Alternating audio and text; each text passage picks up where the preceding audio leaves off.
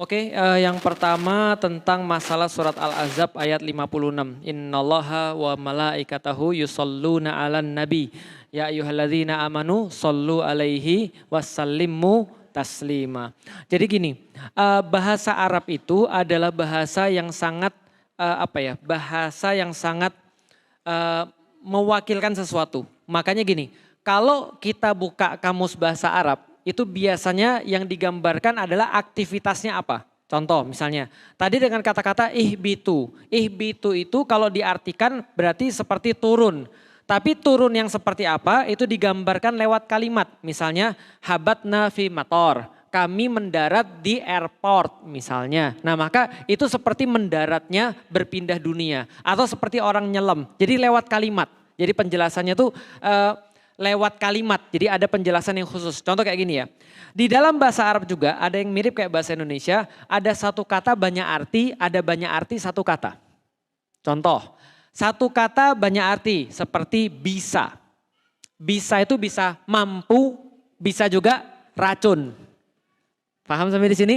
Itu ada satu kata banyak arti. Ada banyak arti satu kata. Misal kalau di dalam Indonesia banyak arti satu kata itu apa misalnya? Apa misalnya? Turun, apalagi misalnya ke bawah, itu dengan arti yang sama. Di dalam bahasa Arab kata-kata solat gitu ya, solah itu asal katanya silah, artinya hubungan. Bagaimana orang berhubungan dengan sesuatu itu namanya solah. Makanya silaturahim itu artinya adalah menghubungkan rohim. As-solah, solat itu artinya terhubung dengan Allah. Yusholluna 'alan nabi itu beda lagi terhubungnya. Maka ulama-ulama berkata malaikat dan Allah berselawat kepada nabi bermaksud adalah memuji nabi. Maka Muhammad itu artinya adalah pujian. Karena hamida artinya pujian. Hammada artinya pujian-pujian yang banyak. Muhammadun artinya adalah manusia dengan pujian yang banyak. Atau Ahmad artinya terpuji yang paling.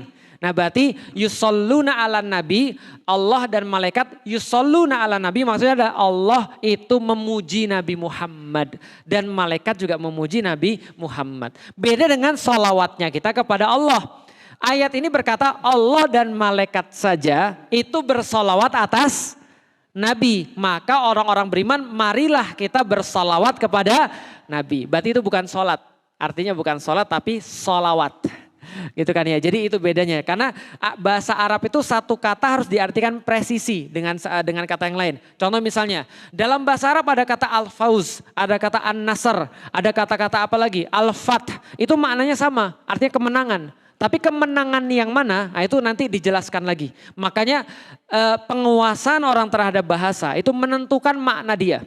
Contoh ya, ihdinas siratal mustaqim, siratal ladzina an'amta alaihim ghairil maghdubi alaihim waladdallin. Itu kalau kita tahu ihdina itu bukan hanya ditunjuki, tapi kayak dibantu, dituntun. Maka yang kita minta itu adalah tuntunan, sekaligus kayak kita tuh kayak di gimana caranya?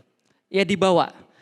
Dibimbing, jadi benar-benar ini loh tempatnya kayak gitu-gitu. Nah, iyyaka na'budu wa iyyaka nasta'in, ista'inu itu artinya adalah meminta tolong dalam perkara yang benar-benar sudah nggak bisa lagi. Itu namanya ista'in. Jadi kalau misalnya nasta'in itu benar-benar kita yakin kita tuh nggak ada yang bisa nolong kecuali Allah.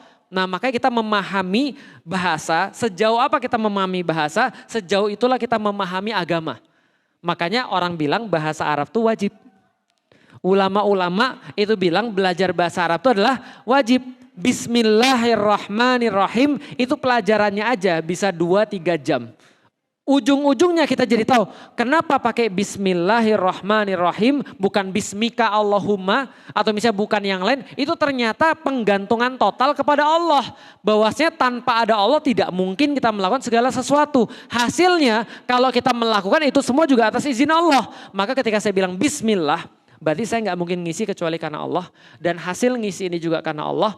Dan kemudian karena Allah mengizinkan saya bisa melakukan semuanya. Dan tidak ada yang perlu untuk diagungkan kecuali Allah. Itu cuma bismillah. Nah pemahaman kata menentukan pemahaman tadi. Nah yusholluna di sini adalah pemahamannya